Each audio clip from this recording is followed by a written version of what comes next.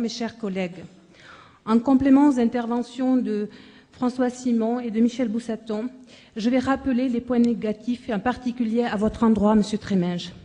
Nous avons aujourd'hui à rendre un avis sur le plan régional de santé, conformément à la loi Hôpital, Patient, Santé, Territoire. Je ne peux pas citer cette loi sans rappeler que ces orientations ont eu des effets négatifs sur l'égalité d'accès aux soins. Nous le constatons toutes et tous, notre système de santé supporte plusieurs difficultés. La désertification médicale, le renoncement aux soins pour des raisons financières chez les personnes ayant connu des trajectoires de vie difficiles, la mise en danger de nombreux hôpitaux publics du fait de leur restructuration et de la baisse de moyens d'investissement pour leur mise aux normes, la déshérence des services de psychiatrie, et enfin la faiblesse des politiques de prévention sur le plan notamment des maladies liées à notre environnement dégradé. Je souhaite également insister au nom de mon groupe sur l'accès territorial aux soins et sur notre mobilisation aux côtés des forces de gauche pour la défense de l'hôpital et des maternités de proximité. La politique de l'ARS menée par le précédent gouvernement n'a consisté qu'à appliquer des normes standards démographiques sans tenir compte de la réalité territoriale. Le gel des recrutements, l'externalisation et la privatisation des services techniques, médico-techniques, administratifs et logistiques des établissements ne sont que l'exécution froide, financière, des orientations contenues dans la révision générale des politiques publiques pour ce secteur de santé. Nous l'avions déjà dénoncé dans cet hémicycle. C'est la logique comptable qui a guidé les choix du directeur de l'Agence régionale de santé sous couvert de l'alibi sécuritaire au point de voir le nombre d'actes effectués conditionner la fermeture d'un service de santé. C'est le cas de Carmaux, de Saint-Afrique d'Auch.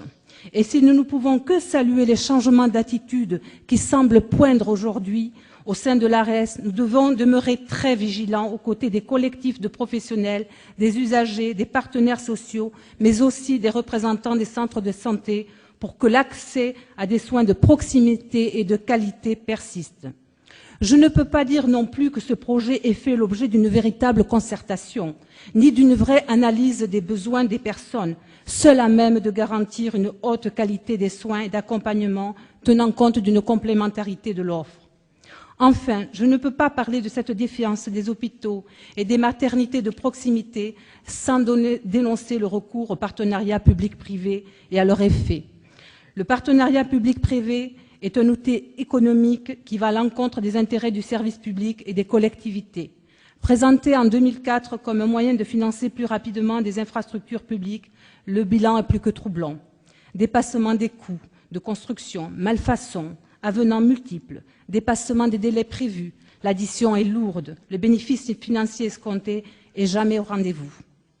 À titre d'exemple, je citerai un PPP en Île-de-France au profit du groupe Eiffage pour la construction, l'exploitation et la maintenance de l'hôpital Sud-Île-de-France, dont le vice-président François Simon m'a fait écho suite à sa rencontre avec des professionnels de cet hôpital lors de la rencontre des collectifs de défense des hôpitaux et maternités des proximités à Aubagne l'été dernier. En 2006, le devis de ce PPP était de 400 millions d'euros. En 2012, le coût est de 1,2 milliard, soit 3 fois plus. Avec des délais de livraison dépassés, plus de 8000 réserves ont été déposées sur des défauts de construction et toujours aujourd'hui, 15 salles de blocs opératoires sur 20 toujours fermées. Pour le groupe Eiffage, aucun souci, car le loyer annuel est déjà payé, loyer annuel passé de 30 millions d'euros en 2006 à 46 millions en 2012. Aussi, Eiffage peut mettre en contentieux les réserves sans aucun égard pour la fragilisation induite de l'hôpital et de la qualité des soins. Au total, entre la dérive des coûts et la durée de concession, la puissance publique, l'État, les collectivités, dont les citoyens sont les grands perdants de ce monde de privatisation pour le plus grand profit de ces grands groupes. Pourtant, monde pénitentiaire, infrastructures routières et ferroviaires, universités, hôpitaux, tout est ainsi soumis à ce nouvel modèle économique. Sauf que pour les hôpitaux, la démarche qui consiste à regrouper les services s'accompagne toujours pour eux des pertes de lits et malmène la proximité de l'accès aux soins pour les plus fragiles. Cela est d'autant plus scandaleux qu'en Grande-Bretagne, au Portugal, au Canada, le PPP dans la santé est dénoncé. L'OMS elle-même, en décembre 2006, remet en cause le PPP pour le financement des hôpitaux. Au regard de ces éléments, je ne peux qu'alerter une nouvelle fois notre gouvernement et plus précisément notre ministre à la Santé et aux Affaires sociales, Madame Marisol Touraine, afin que le PPP ou les coopérations publiques-privées qui ne sont toujours que des PPP soient remis en cause car source de profit pour les grands groupes, cheval de Troie dans le service public et instrument de remise en cause de la démocratie et d'une bonne gouvernance. Certaines décisions récentes à Mantes-la-Jolie, par exemple, ne semblent pas aller dans ce sens. Et je renouvelle l'expression de notre inquiétude à notre ministre. La santé n'est rien sans hôpitaux, maternité de proximité, mais elle n'est rien également sans prévention. Le groupe Europe Écologie Les Verts veut aller au-delà des diagnostics et des déclarations d'intention. Pour notre groupe, il convient de remettre à plat les lois encadrant la médecine du travail, sa fonction et son indépendance, approfondir la réglementation REACH sur les composés chimiques, redéfinir une politique agricole avec diminution des pesticides et en favorisant une alimentation saine et de proximité avec interdiction des OGM, y compris dans l'alimentation des animaux d'élevage. Interdire les perturbateurs endocriniens, en particulier dans les produits de consommation. Financer nationalement un institut de recherche des causes de cancer et non plus seulement financer les recherches diagnostiques et thérapeutiques.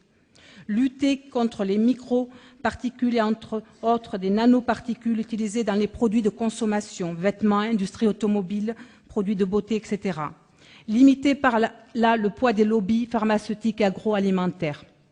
Enfin, je conclurai mes propos par un retour d'expérience d'élus de terrain à la conférence de territoire pour témoigner à nouveau de la concertation insuffisante de la part de l'ARS, provoquant des changements brutaux qui se sont imposés aux directeurs des hôpitaux avec des effets désastreux sur les personnels hospitaliers, les usagers et sur le désaménagement du territoire. Au regard des réserves que je viens de dénoncer, le groupe Europe Écologie Les Verts donnera bien entendu un avis défavorable au projet régional de santé. Je vous remercie.